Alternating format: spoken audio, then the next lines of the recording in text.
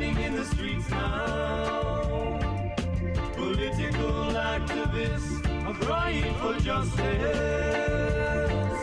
Political activists are chanting in the streets now. Political activists, non-violent resistance. Oregon NORML, the National Organization for the Reform of Marijuana Laws, presents a Cannabis Community Forum. At Oregon NORML, we are leading the fight for common sense regulation of the most useful plant ever known to mankind, cannabis hemp.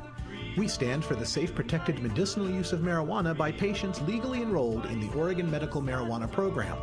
We stand for the industrial use of hemp to provide food, fuel, and fiber for America and a viable cash crop for Oregon farmers. We stand for the regulated private use of cannabis by adults. Most importantly, we work to reform state and federal laws regarding marijuana and bring an end to the harassment, arrest, and imprisonment of responsible, tax-paying American citizens. The opinions of our panel and our callers are no substitute for your own personal, professional, legal, and medical counsel. We encourage everyone to learn the state and federal laws regarding cannabis, and we discourage the non-medical use of cannabis by anyone under 18 years of age.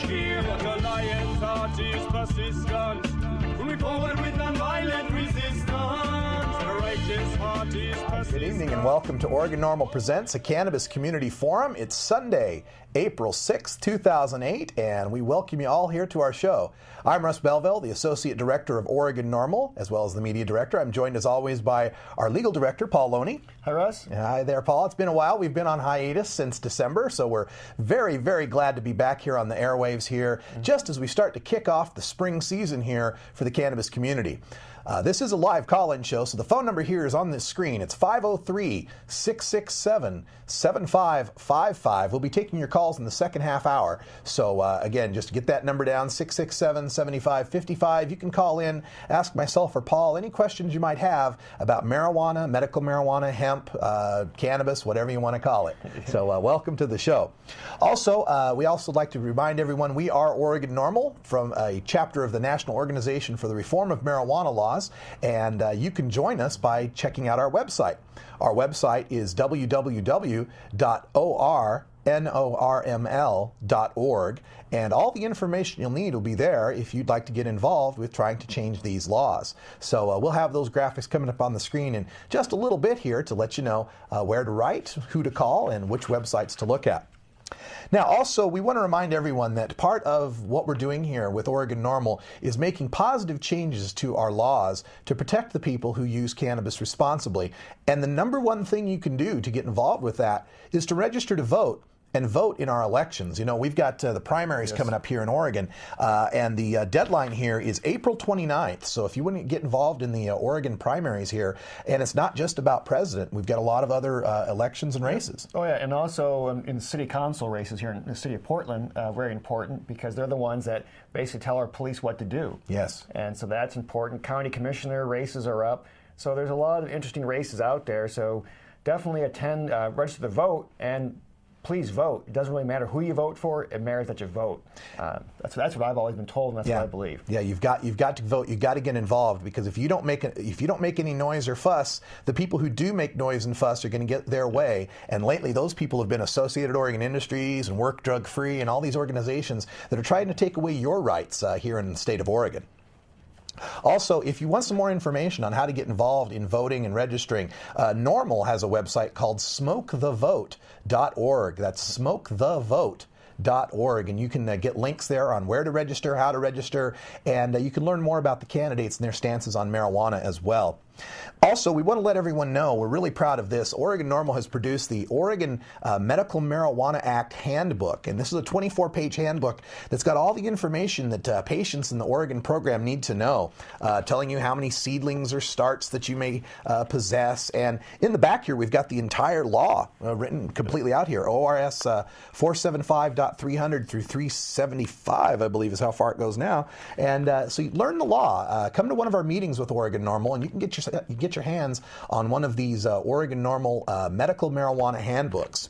And speaking of our events, let's go to our cannabis community calendar here. The big event, you can see right here, we've got the poster, is the Million Marijuana March. That's right. It's almost time for the 9th annual Global Million Marijuana March. This takes place in over 200 cities around the world. And Portland now, we're doing this for the 9th year in a row.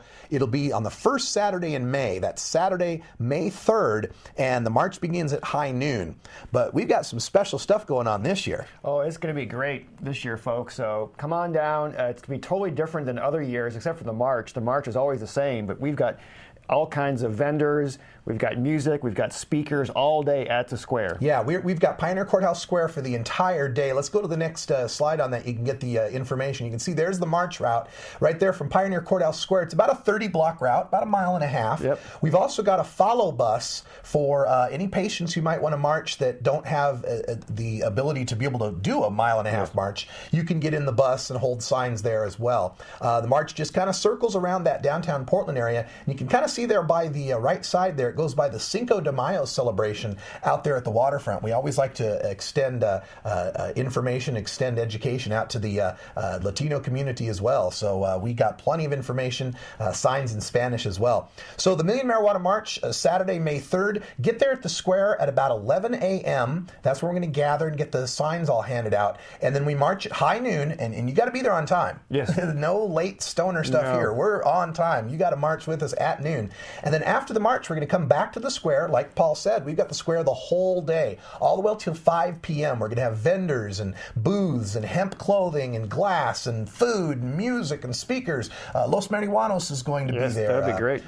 Chief Greenbud, I think, is going to be there. Lots of great bands. So check that out coming up here on Saturday, May 3rd. Yeah, because it's a great place to network with fellow activists. And if you haven't really gotten involved before and you haven't been to one of our regular meetings, come on down the square and you can get plugged in and find out how to be an activist. Absolutely. And also, to continue the festivities that night, the next night we're having an after party at the Mount Tabor Legacy Theater on Southeast 49th and Hawthorne. The after party is going to start at 8 p.m. and it features Los Marihuanos, our good friends from Las Vegas, hip-hop act. You probably know their song, Time to Get High, and a few of their other tunes. So that's at Mount Tabor Legacy Theater, Southeast 49th and Hawthorne, starting at 8 p.m.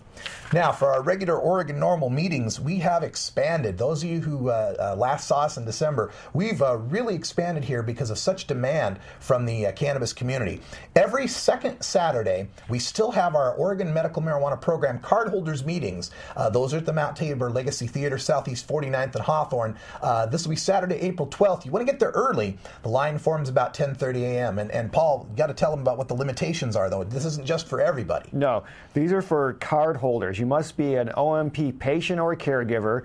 You have to have your card, the current card with the current date on it that's still valid. You need an Oregon photo ID, a state ID, or a driver license. And you actually have to be a member of Oregon NORML. It's a low-cost price, $30 still. $35 to join. Yeah, $35 for an entire year. So that. Yeah. Well, so you can learn more about that at our website and just come up to the our meetings there. But we'll learn more about that, and it has to be a private meeting. That's part of the Oregon law. So that's the meeting that we've always had on the second Saturdays. On the third Saturdays, we are now having our general public meeting every third, 3ND, okay, every third Saturday. We've moved this to the Belmont Public Library. We were having a lot of issues at the pizza parlor we were at before. It was getting too loud and noisy, so we've moved to the Belmont Public Library. That's at 1038 Southeast 39th Street. That's, of course, near Belmont Street, corner of 39th and Belmont. You'll find it from there. That'll be Saturday, April 19th from noon to 2, and that's a public meeting. It's open to the general public. If you want to get involved, volunteer for the march or any of our other events. And then finally, the fourth Saturdays. On the fourth Saturdays, we now have a meeting we call OMMP 101. And this is for people to want to learn about the OMA. To learn, if you're a new patient or an existing patient, you just want to learn more about the law, this is the meeting for you. We also teach people about cannabis cooking. We teach them about how to get clones and seedlings off of a live plant. And that also is at the Mount Tabor Legacy Theater, Southeast 49th and Southeast Hawthorne. This will be Saturday, April 26th, and every fourth Saturday Saturday. And again, the line forms around 10:30. Same rules apply. You got to be a patient, caregiver, got to have your card, photo ID, and be a member of Oregon NORML. So those are the events, and you can learn more about that by checking out our website, ORNORML.org. Our calendar's on the right-hand side of the screen. You can click any of the events there and get more information, as well as maps and TriMet if you want to take the bus or the MAX to get to these meetings. All right, so that's our cannabis community calendar for this time here. Let's go on now to our next segment, which we bring Paul in for this segment, which is the Legal 411. This recent legislative session, we had one of these little short sessions for 2008, and they did manage to get a bill through called SB 161 that makes a few changes to the Oregon Medical Marijuana Act. It hasn't been signed yet, but it will be signed here in a minute. So I'll turn things over to Paul on this new law.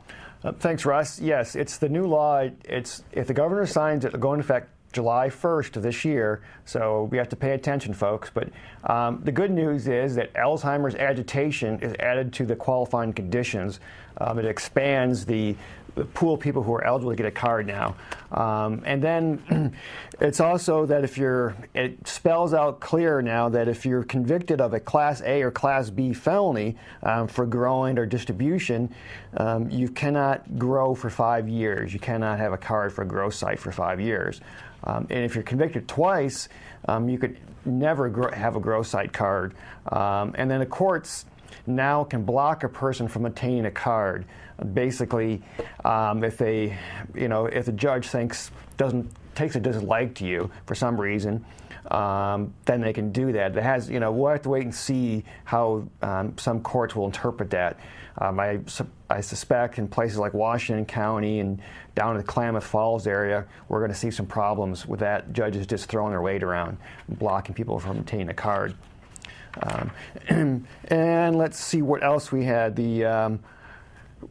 Again, the blocking the card. And a doctor can revoke a card, which is if a doctor finds that marijuana use is contraindicated, and if a patient can't get a second opinion within 30 days, the patient must surrender the card, that's going to be very difficult because, as we all know, we do not have universal health care in this country. So again, when you register to vote, ask these aspiring politicians, are they in favor of universal health care?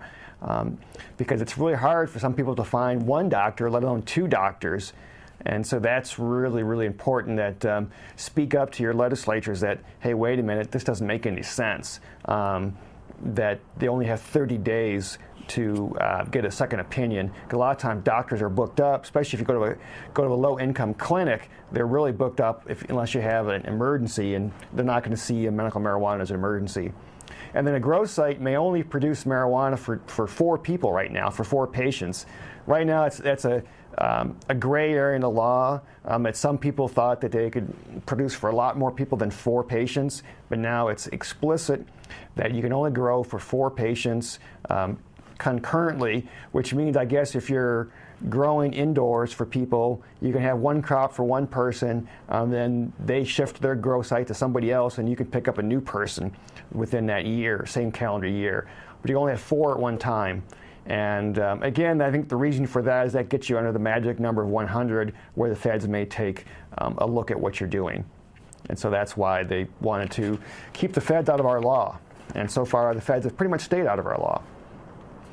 And let's see, and then again, these go into effect July 1 of this year if the governor signs it, and there's all expectation that the governor will, because this came out of the Department of Human Services, Health Services folks, and the governor seems like he's going to sign it. And I think he's still traveling overseas right now on our dime, so I'm sure as soon as he gets back, he'll sign it. Probably, and it's amazing what we had to go through during this the lobbying on this law. We was looking through some of the struck out language. You know, when they do these little laws, you know, they boldface the new stuff and they italicize what they're taking out. They were going to make it 7 days. That if your doctor contraindicated, you had 7 days to get a second opinion. I can't get an appointment with a doctor in 7 days. No. That's not going to happen. No, and like I said, most people can't even get one within 30 days if you're low income. And so, and again, so if you know people are having problems with that when it changes, let us know, because we need to be able to inform our state legislatures of this.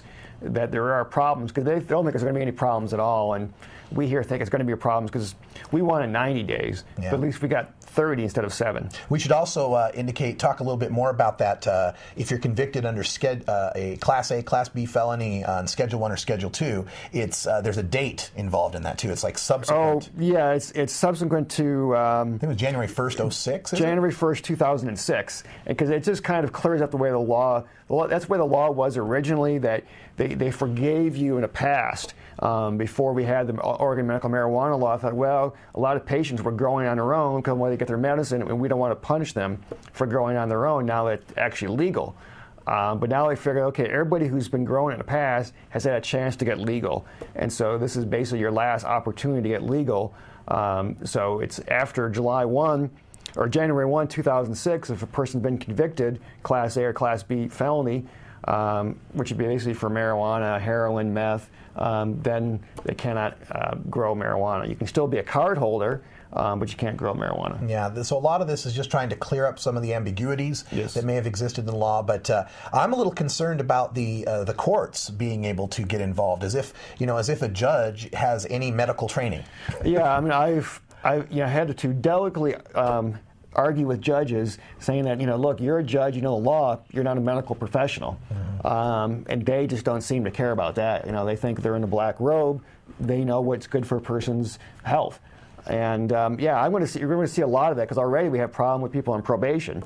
I know that those of us who are lawyers out there are really trying to push to allow people, make it into the law that if you're on probation or parole in the state, that you're eligible for a card. Because right now, a lot of probation officers just say, nope, you can't have a card. And so if you pee dirty, you're going to go to jail. Well, this is the problem we're going to continue to have as long as there's illegal marijuana running alongside of medical marijuana. Yes. These judges, I think I can see where they're coming from, is if you've got someone who's blatantly abusing the Medical Marijuana Act to illegally grow lots of marijuana and sell it on the black market, I think that's what they're trying to do, is try to focus on those people and keep cards out of their hands. But it's a slippery slope. It's a scary proposition. Yeah, like you say, you can see where judges are coming from, because judges see the worst of human society. Yeah. I mean, it's a hard job to do, because they see people, on a daily basis that do horrible things, have made a lot of bad choices in their life, and sometimes, people who have really abused marijuana. And to the judges, they're kind of like, well, wait a minute,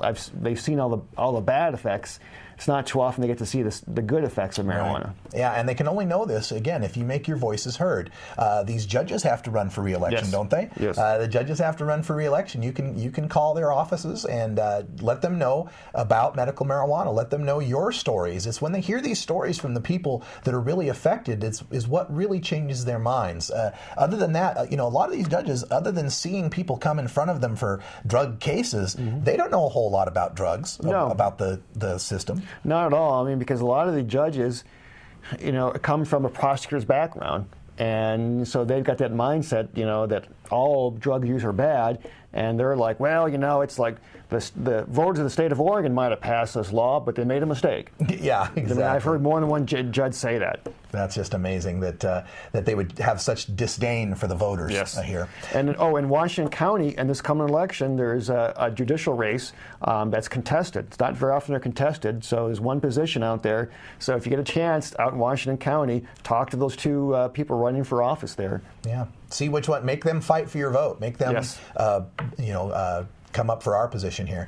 Now, also, we'd like to get to our video segment here, take a little break here. And this is our 420 minute that we always show at 20 after the hour to let you know what's going on with marijuana and what the effects of the war of marijuana are on your pocketbook, on our prison system, and anything else you might want to know about that minute. So the 420 minute is going to be coming up here in just a second. And also, we want to let you know that the music on these will be some new music. So you won't have that scary music anymore to frighten you. The statistics are frightening enough. So enjoy this video. This is the 420 minute.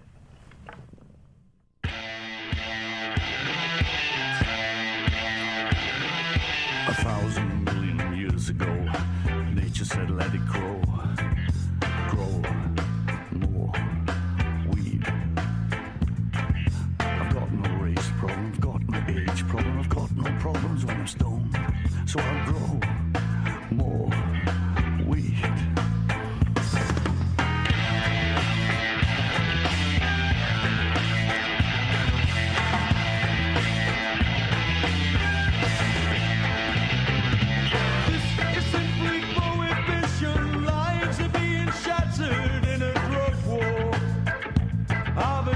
frustration. Nothing more than prohibition. Lives are being shattered in a drug war of attrition. Cha, cha.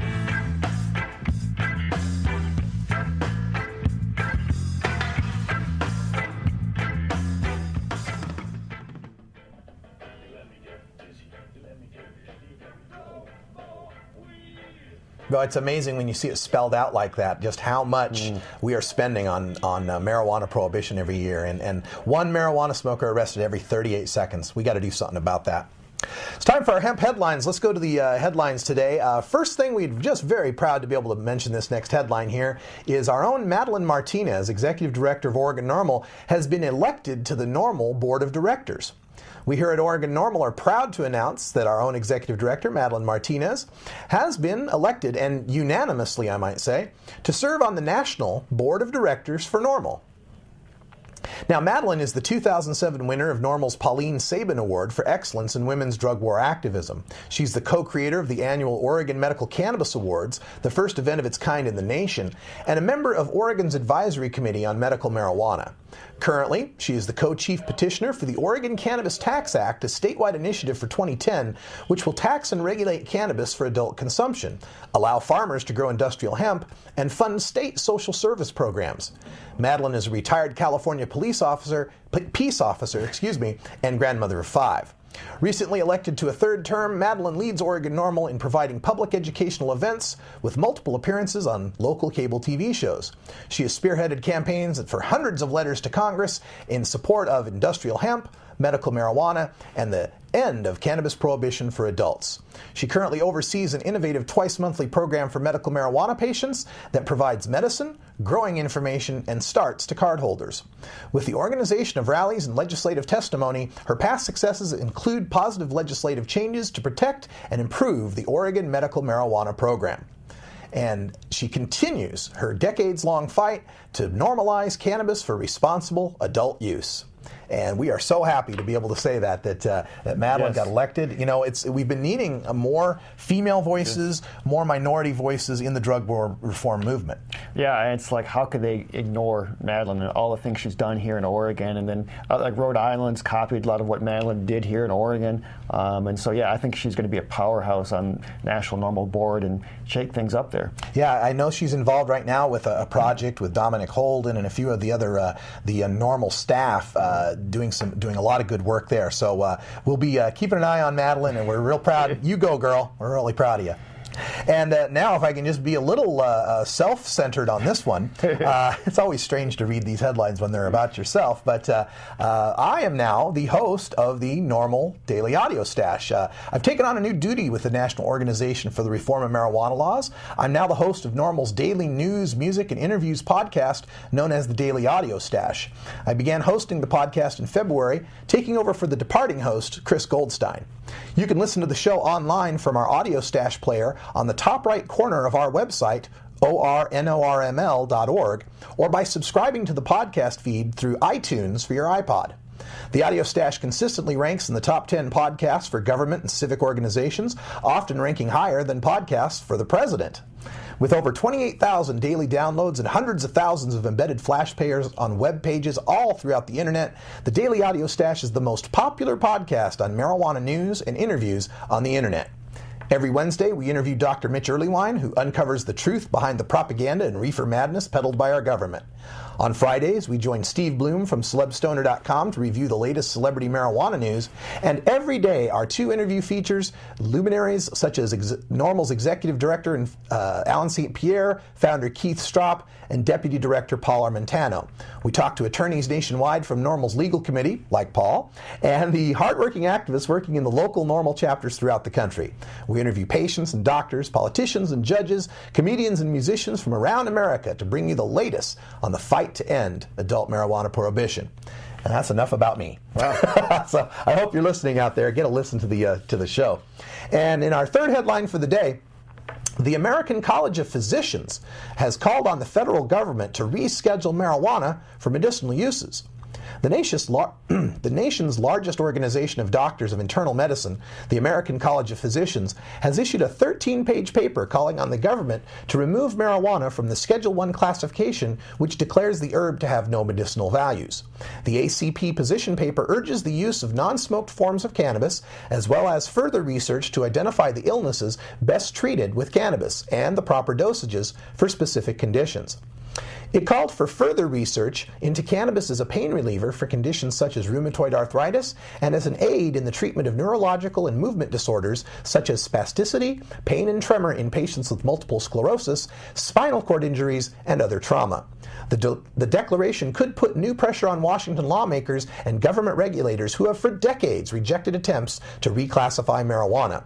Bruce Merkin, a San Francisco spokesman for the Marijuana Policy Project, said the ACP position is, quote, an earthquake that's going to rattle the whole medical marijuana debate, end quote.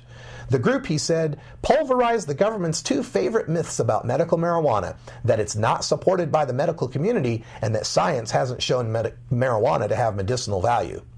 But officials at the White House's Office of National Drug Control Policy said calls for legalizing medical marijuana were misguided. What this would do is drag us back to 14th century medicine, said Bertha Madras, the agency's deputy director for demand reduction. It's so arcane. Well, this is just an amazing change here that we get the second largest group of doctors, second only to the AMA, to finally recognize and recommend medical marijuana. No, it's great news. I mean, because these are people that you can't deny their background, their expertise in the area. Absolutely. And like we talked about a minute ago, judges don't have any knowledge in medicine. These folks have the knowledge. They've got the knowledge, that's for right. And there's been so many other groups, nurses groups and other doctors groups that have endorsed medical marijuana. The AMA falls behind because it's a political issue. Yes. It's all about the politics and the pharmaceutical industries kind of strong-arming the doctors into rejecting the one medicine that doesn't have a barcode, if you want to get honest about it. All right, so we'd like to turn now to our video segment. We've got a nice video here for you about marijuana facts. You can learn something from this one, so stay tuned. We've also got some great music in this one from Haya Sika, will be the first tune you hear, a guy named Haya Sika, and the second song is from a group called The Den Collective. So let's enjoy these marijuana facts. This one is about ganja. Oh, nations of nations, it's a natural healer. It's a natural herb, so many uses of good old hemp feature. Hayasika, oh, it's great, high grade, oh, meditate, like that thing, it's great, high grade, use it to meditate, like that thing. So make I tell you about earlier on. I listen continent muta earlier on. As I discuss the world where you're gone and reasonings on the king of kings, Lord of lords. Then I will a stretch and kick my sneakers on, bill a spliff and go outside, give it a spark. Singing and humming meditation took off. Visions of fire seek a voice on record. The scene shift, night sky and stars. Oh, what a beauty, it's so vast. The breeze blow with my sword as it pass. It blows slow, it blows fast. Forward, late night voice in a garage. Paracor singing all sorts of chords. For my people, them yard and abroad. Feature, it's great, high grade, meditate, like that thing, it's great, high grade, meditate, like that thing. Marijuana plants, however, they sent beyond its beauty and its divine essence. Use it properly, uplift your spiritual presence. Used by the ancestors and the ancients. Ship and trade by government and call marijuana. Doctors use it for the patients. It balance the frequency and the wavelengths. Alleviate the sickness and the ailments. Doctor get the test results in amazement. Where is the tumor, glaucoma, and outplacement? It's an effective treatment, yo. Marijuana cousin hemp, make food, shoes, garments. Hemp oil and protein and good nutrients. Materials, textiles, and products of assortments. Hemp paper, bills, for your food diamond. It's great, high grade, meditate, like that thing, oh, it's great, high grade.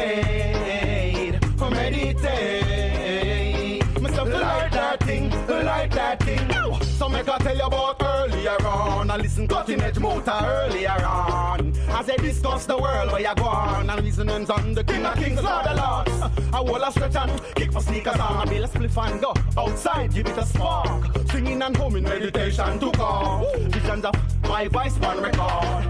Scene shift, night sky and stars. What a building, it's so vast. The breeze blow with my sword as it pass. It blows slow and then it blows fast. Forward, late night voice in a garage. For a car singing all sorts of chords. For my people, them yard and abroad. Feature, yo, yo, it's great. High grade, meditate. Hey, like that, yo, like that, I like that.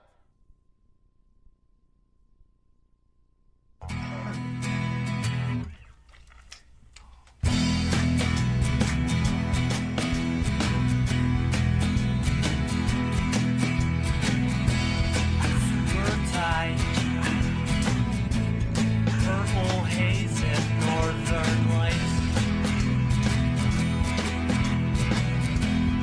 White widow, super skunk and Afghan special. Durban poison, Maui Wowie and Big Butt. California,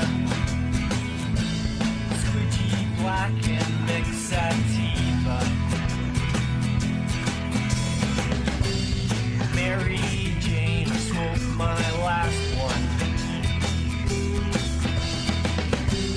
Someone roll another joint. Orange four-way, Holland's Hope and Hindu Kush. Shiva Shanti, Mr. Nice and Juicy Fruit. Smoky Bear, Power Plant and Pink 19. Special K, Black Dominia and Blue Velvet. Mary Jane smoked my last one. Someone roll another joint. Mary Jane smoked my last one. Oh, yeah. Just listening to the lyrics of that song are making me, well, hungry's not the right word. I'm not sure what the right word is, but good to hear it. That's the Den Collective with Mary Jane, I Smoked My Last One. And you also heard Hayasika with Light That Thing. And if you'd like more information on these, you can learn more about them at the Stash blog from NORML, which is at stash.normal.org, and we got links and downloads for the MP3s and everything else that's going on on those songs. You can learn more about those artists and more about the music. Now, we'd also like to go on here and talk just a little bit about some of our events that are coming up. I want to remind you about the Million Marijuana March, which is taking place on May 3rd. So you want to get there at about 11 o'clock. We've got the square for the whole day there till 5 p.m. And join us there at about 11. We march at high noon. And then right after that, we're going to... Right after the march, we're going to keep the square up until 5 with bands and vendors and food and speakers. It'll be a full-scale event for the whole cannabis community. And so check that out on May 3rd. Also, there's an after party at the Mount Tabor Theater, Saturday, May 3rd, starting at 8 p.m., featuring Los Marihuanos.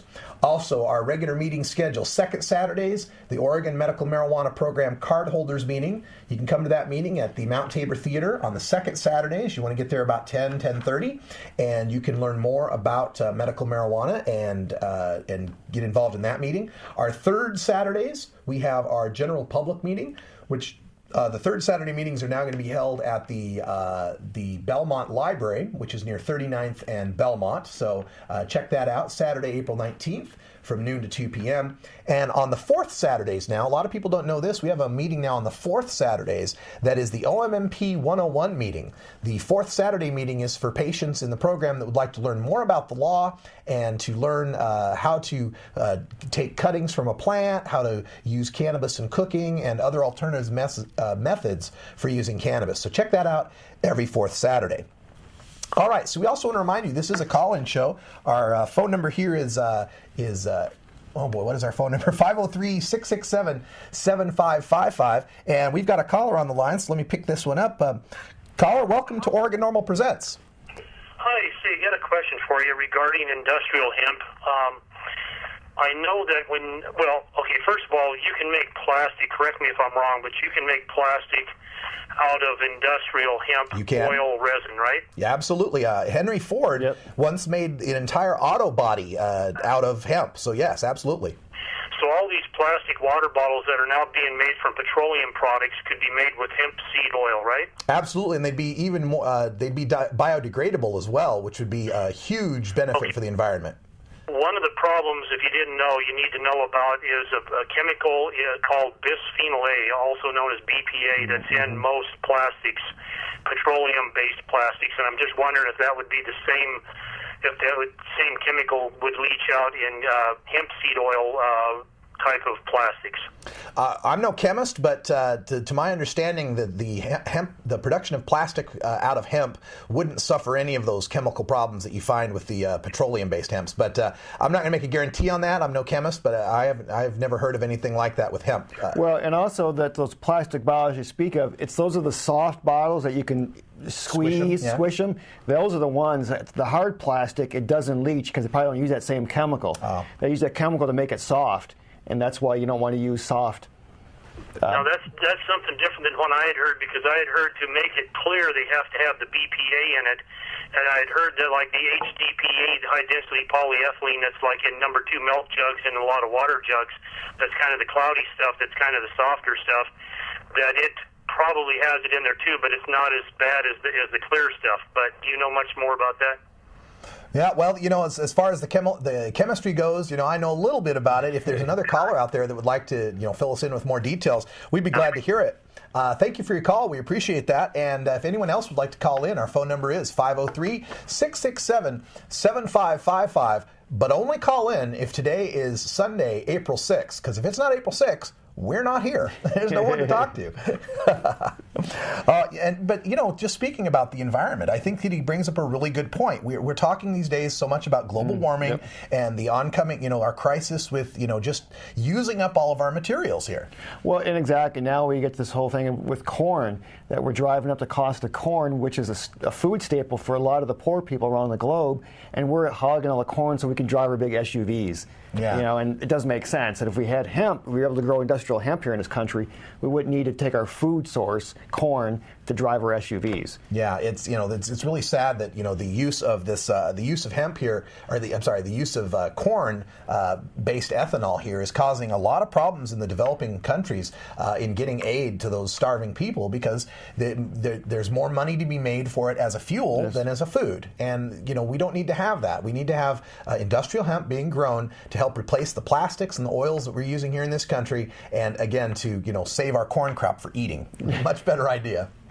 All right, let's turn to one of our hemp headlines here. This is a big, important one that we should definitely get to. And if you're a fan of Real Time with Bill Maher, you are on the HBO, you'll already know what this headline is about. This has to do with Representative Barney Frank in Massachusetts, who's come up with a bill that he's called the Make Room for Serious Criminal Bill, which is the first federal marijuana decriminalization effort in over 30 years. Now, NORML has teamed up with Democratic Congressman Barney Frank of Massachusetts to draft legislation that would strip the federal government of its authority to arrest responsible cannabis consumers. Representative Barney Frank will soon introduce legislation to decriminalize small amounts of marijuana, the Massachusetts Democrat said during an appearance of HBO's Real Time with Bill Maher. Frank offered no details on his legislation, and it's not at all clear that he could ever get it to the House floor for a vote. A Frank aide was unaware of his plans other than his statement on HBO. Frank has introduced legislation in previous years to allow for the use of medical marijuana, although the bills never made it out of the House Energy and Commerce Committee. Asked by Marr as to why he would push a pot decriminalization bill now, Frank said that the American public has already decided that personal use of marijuana is not a problem. Quote, "I think it's time for the politicians to catch up to the public," Frank said. "The notion that you lock people up for smoking marijuana is pretty silly. I'm going to call it the Make Room for Serious Criminals bill," end quote. Yes, indeed, for the first time in more than 2 decades, we will shortly have legislation in Congress that, if enacted, would end the federal prosecution of adult marijuana consumers. Based on the recommendations of the 1972 National Commission on Marijuana and Drug Abuse, also known as the Schaefer Commission, this proposal would eliminate all federal penalties prohibiting the personal use and possession of up to 100 grams, it's about 3.5 ounces, of marijuana. Under our measure, adults who consume cannabis would no longer face arrest, prison, or even the threat of a civil fine. In addition, this bill eliminates all penalties prohibiting the not-for-profit transfers of up to 1 ounce of pot. In short, for the first time since 1937, the possession, use, and nonprofit transfer of marijuana for personal use by adults would be legal under federal law. And it's been a long time coming, waiting for this one here. Oh yeah, it's a great one because we're really helping states like Oregon with medical marijuana because the politicians won't be so afraid to set up nonprofit dispensaries run by, have a state-run garden if the feds are going to stay hands-off on small amounts. Yeah, and the thing is, too, is that this bill is going to take a few times to get passed. It's not like we just introduce a bill and magically it will pass, although we hope it will. That would be great. But this is going to take a lot of work and a lot of effort. So you can do your part by calling your congressman. The phone number for Congress is 202-224-3121. That's 202-224-3121. And when you call that number, they'll just ask you for your zip code. You tell them your zip code, they'll put you in touch with your representative and your 2 senators. Tell them you want them to support Barney Frank's bills that would decriminalize personal possession of marijuana. It's long past time that we did something like this. It just seems to be common sense to me. It may take us a few times to get it through, but your calls can make that happen a whole lot quicker. And on the legal side, I was just wondering this, when I first saw this bill come out up on the federal level, as to whether or not that would change things in states that have laws against marijuana. A lot of states would be much more apt to decriminalize it. Other states haven't decriminalized like Oregon has if they see that the federal government has done it because they're so afraid to get out ahead of the federal government. Sure. Because a lot of times federal government ties in grant money to states to the drug laws. I mean, that's one of the reasons why they're supposed to suspend your driver's license for simple possession of marijuana. Yeah, because of the federal grant money. Jeez. Well, we have another caller here. Let's go to the calls. Hello, caller. You're on the air with Oregon NORML Presents. I would like to know, is it safe to use UPS? My grower's down in Eugene, and I go every 3 or 4 months, and I'm just wondering, is it safe? I heard it is. I heard they don't care. Could you? You're saying if it's safe to use the United Parcel Service UPS packaging to be able to send or receive medicine?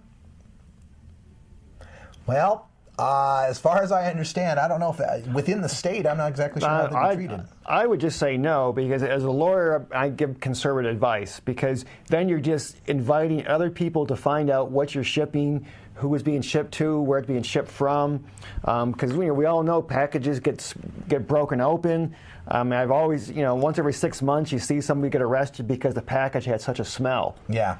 And the person doesn't know that it's a medical marijuana patient who's receiving it. They just think it's something illegal, and so they call up the police. Yeah. Or the UPS is so afraid if they're shipping it and they get stopped, they're going to get in trouble, and so they're going to automatically report it to the government. So. I would say no. I mean, it's just not worth the risk. I've known people that have done such things, but it's not something I could recommend to someone. It doesn't sound like a safe move to me. All right, now again, we were talking about how the Million Marijuana March is coming up here on the first Saturday of May. This will be Saturday, May 3rd this year, and we have some video for you from our last Million Marijuana March in 2007, so that you can kind of get a feel for what it's all about. You can see the march route right there on the screen. We start at Pioneer Courthouse Square. It's about a mile and a half. I think it's about 30 blocks. So it's an easy stroll. Yeah, it's a pretty easy stroll, though. It's nice and level, and we'll be having Los Marihuanos marching with us. Last year we had them kind of chanting with us. We have the mobile PA system, so you'll be able to hear. And if you have any mobility problems, then we do have a bus that will be taking patients that who are in wheelchairs or otherwise don't want to march. You can ride that bus and follow along and make your voice heard. So let's go to that video here. This is the Million Marijuana March from 2007. Enjoy.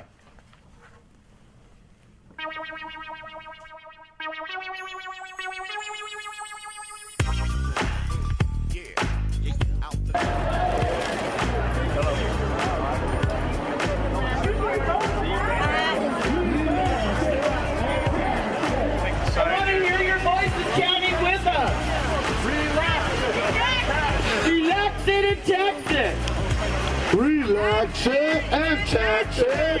Medical marijuana, gotta have it. Relax it. Everybody say yeah. Say yeah. Say end the drug war. End the drug war. End the drug war. End the drug war. End the drug war. End the drug war. End the drug war. End the drug war. I like it. I like it. I love it. I love it. Relax it and tax it.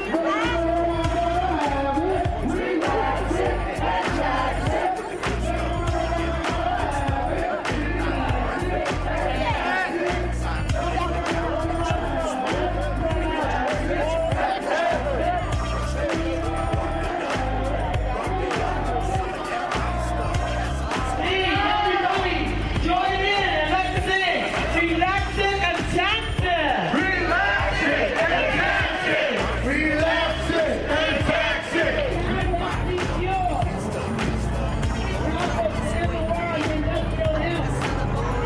America's roots are hemp roots. The Constitution was drafted on hemp paper.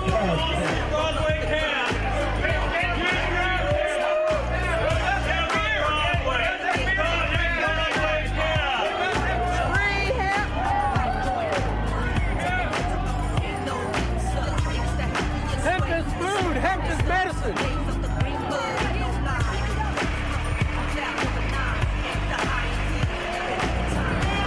No one ever died from marijuana that wasn't shot by a cop.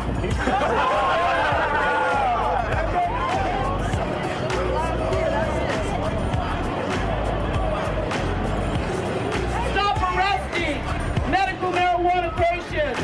Stop arresting cannabis consumers. We can do so much more with those resources.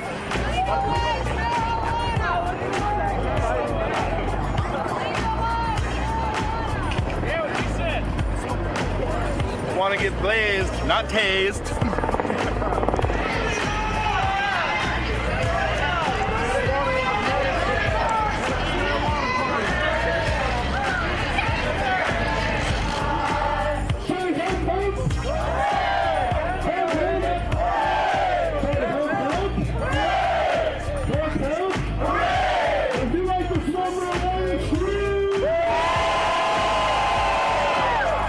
We arrest more people every year for marijuana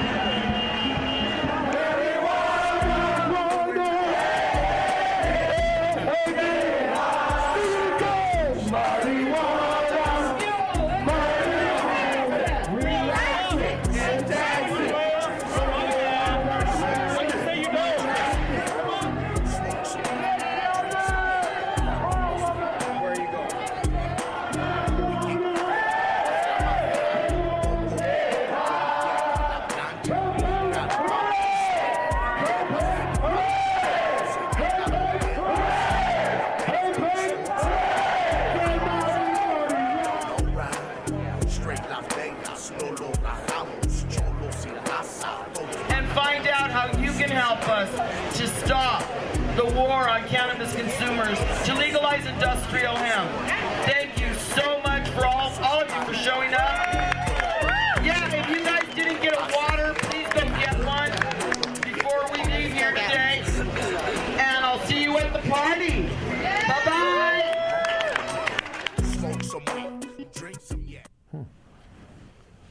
Yes, that was our 2007 Million Marijuana March. You got to hear Pony Boy and Los Marihuanos leading the crowd there and all the chants. It's going to be a lot of fun. And then we've got the square for the whole day after that, so it'll be a lot of fun. One thing we should remind you of, though, and Paul and I noticed this as we're watching the video, every year we tell people, no drugs, no dogs, no alcohol, okay? So when you come to the march, don't bring anything, don't bring anything, and no alcohol, and no dogs. I know you saw a couple of dogs that were walking through that video there. Unless it's a guide dog, a working dog. Working dog. Unless it's a working dog, please leave your dog at home.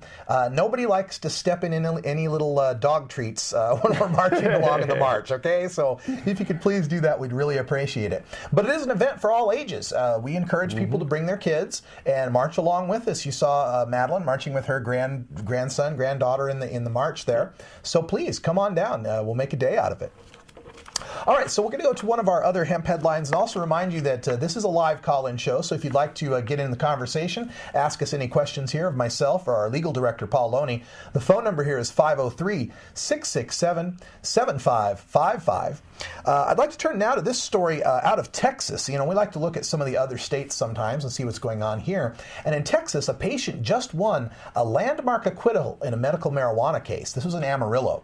A Texas patient who uses medical marijuana to treat the symptoms of HIV won acquittal on marijuana possession charges on Tuesday, March 25th, based on a rarely used necessity defense. A necessity defense requires the defendant to establish that he had to break the law in order to avoid an imminent harm more serious than the harm prevented by the law he broke. This defense has rarely been successful in Texas. However, this jury just took 11 minutes to acquit Tim Stevens, age 53. Stevens had never been in trouble with the police until the Amarillo police arrested him for possessing less than 4 grams of marijuana. As a result of his HIV infection, Stevens suffers from nausea and cyclical vomiting syndrome, a condition so severe that he has been required hospitalization and blood transfusions in the past. Extensive research has established medical marijuana as an effective treatment for nausea and vomiting associated with HIV, AIDS, and cancer chemotherapy.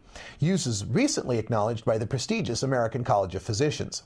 Key in establishing Stevens' medical necessity was the testimony of Dr. Steve Jennison, the medical director of the Infectious Diseases Bureau for the state of New Mexico's Department of Health. Now, I was really honored, too, to be able to interview the lawyer from the NORML legal committee, as well as Tim Stevens, the patient, in this case. And this is a huge thing in the state of Texas. Of course, Texas doesn't have medical marijuana. It's well-renowned for being a tough state. No, it is, and it's amazing. It said the jury only took 11 minutes, and that 11 minutes, probably most of that time was picking the jury foreman. Probably, yeah. And because they probably went right away, looked at the jury and said, not guilty. Yeah. And then they had to vote on who's going to be the foreman. So, it's a great success. And then I'm sure you got headlines all throughout Texas, which always helps. People start to, I guess you can use marijuana for medicinal purposes. Yeah, the necessity defense, like we mentioned in the story, is basically saying, I know I broke the law, but if I didn't break the law, I was going to die. And that he's had his medical condition really points that out. It's not like some people who maybe have chronic pain. Right. But this guy here, it sounded like from his thing, he was definitely going to die within a short period of time. Oh, yeah. I talked to Mr. Stevens on the phone, and he had talked about how doctors in the past had prescribed him he said he'd been on just about every pharmaceutical there is, and nothing would cure his nausea. And they wanted to try to get him on the Marinol. And, of course, Marinol's a pill. If you have a cyclical vomiting syndrome, exactly how is it you're supposed to keep a pill down? Yeah. That's the question. And had he been convicted, had he had to spend days in jail, he wouldn't have been able to get any medical marijuana. And we've had so many activists and patients who have died in prison, died in jail, because they couldn't get their medical marijuana. Now, we have one other story here just to round out the day. This one has to do with Israel. We're going to go way outside the United States here to the country of Israel. And you can see here on the side here, I've got this little poster. And if you look at the poster, you can kind of see at the top of it, it's the head of the terrorist group Hezbollah. And he's coming out of a bong there. You can kind of see how he's coming out of the bong smoke. And it's because Israel's anti-drug authority has launched a new campaign featuring Hezbollah chief Hassan Nasrallah, aimed at deterring Israelis from smoking marijuana. As part of the campaign, the authority has published a poster showing the Hezbollah leader emerging genie-like from a bong. Underneath the image, the poster reads, "Hezbollah is clearly planning to flood Israel with narcotics. Narcotics pose a strategic threat to Israeli society. Whoever uses narcotics is giving a hand to the next terrorist attack." The Israeli media last week quoted senior Israeli security sources as saying that Hezbollah is planning to flood Israel with drugs in an effort to harm its citizens. Police and IDF troops on the same day stopped the largest shipment of pure heroin ever to be intercepted on Israel's border with Lebanon, a total of 32.5 kilograms with an estimated street value of $30 million. So, I had to bring this story up because it wasn't like 2-3 years ago, the ONDCP made this same pitch about drugs and terrorism. Oh, no, yeah, and it was, and they did it, and they got pretty much laughed out of the U.S., and so now they probably sold the graphics to Israel. It's just sold the concept. And we like to point out that, first of all, if the problem is that drugs fuel terrorism, where's all that profit coming from? It's coming from prohibition. If marijuana were legal, nobody could make that much huge profit off it. You could say terrorists are making a profit off corn. If it were a legal crop, there wouldn't be so much prohibition-related profit that would help fund terrorism. And when they bring up this thing about the heroin, they try to conflate heroin with marijuana. Yeah, that's the sad thing. They show a bong there, and then they talk about heroin, and then it happened the same day this comes out. It sounds like a staged bust to me. Well, a lot of times the police, here in America even, will have a major bust and they'll hold off on releasing it so they can time it to some sort of political event to try to get their point across. So it's just interesting to see that this has gone across from the United States all the way over to Israel. Yeah, well, because Israel, they probably want to stop Israel because Israel is one of our closest allies, and the population there loves marijuana. Oh, yeah. Now, before we go, we want to remind you about the Oregon Medical Marijuana Handbook and also the Global Million Marijuana March. Let's get that out of the way first. The Global Million Marijuana March, Saturday, May 3rd. The poster is there. You can come to our meetings, pick up a poster, pick up a flyer, pick up 2 or 3, tell all your friends. Also, the Oregon Medical Marijuana Handbook, which has just been released by Oregon NORML Press. You can get your copy. We got plenty of them here. So tell you everything you need to know, to quote Ed McMahon from the old Carson days. Yeah. Everything you need to know about medical marijuana in Oregon is in this book. So get yourself a copy. It's got the law in there and everything as well. So we got to wrap things up here today. So for Paul Loney, our legal director, I'm Radical Russ Belville, the associate director of Oregon NORML. This has been Oregon NORML Presents. We'll be back on 420. So tune in then. I just a dope thing, man. A wicked ganja. Lord God, tell the policeman fi free with. Yo!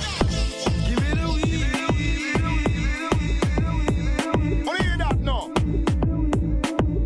This one. Yo, you feel it.